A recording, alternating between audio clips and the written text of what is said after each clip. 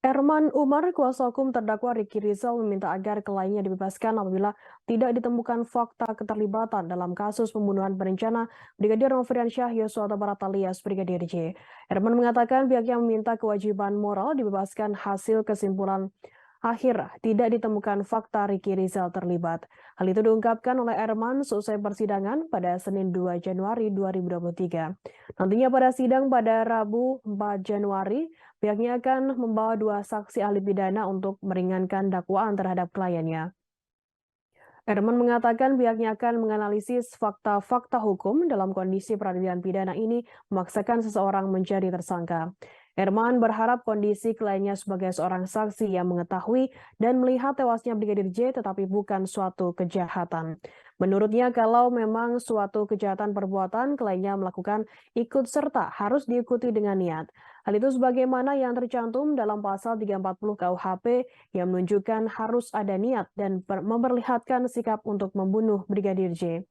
Menurut Erman, adanya niat tersebut yang nantinya baru bisa membuat Ricky dipidana. Menurut Erman, kalaupun kliennya salah, ia hanya memanggil Richard Eliezer kami alias Baradae tanpa menyampaikan maksudnya. Namun menurut Erman tidak ada dalam unsur Undang-Undang 340 KUHP berupa niat, sengaja, menyetujui, dan ikut melakukan. Sebelumnya dalam persidangan ahli psikologi forensik UI, Nathanael Sumampo mengatakan alasan Ricky Rizal tidak memberitahu Baradae perintah Ferry Sambo untuk menembak Brigadir J. Menurutnya adanya relasi antara pimpinan dan atasan merupakan alasan yang tepat. Semua terdakwa dalam suatu konteks ada jarak kekuasaan yang tinggi.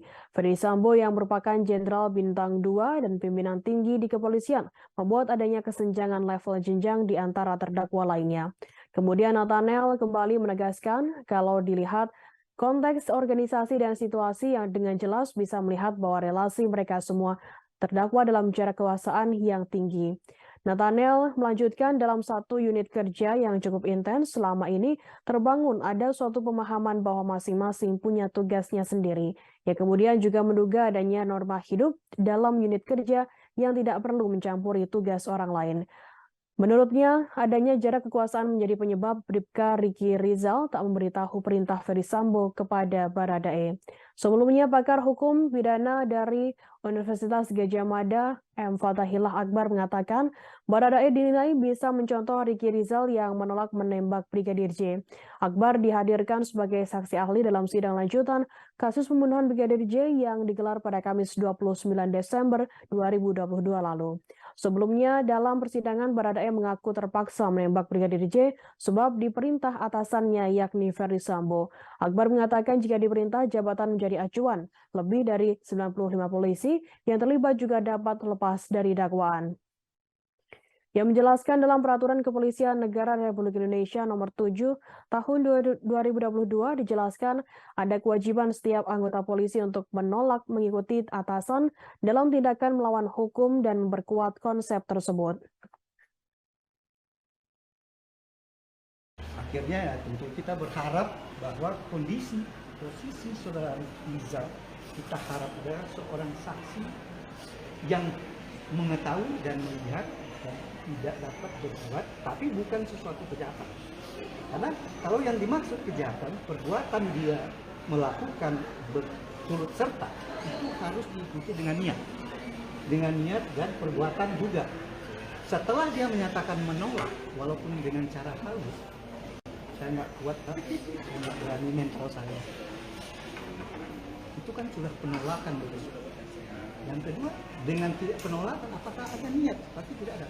Kalau yang dimaksud dalam Undang-Undang 340 itu, dia harus punya niat, dia harus memperlihatkan sikap dia harus setuju, dia ikut menyetujui membunuh Yosua. Itu baru dia dapat dikatakan sebagai pelaku.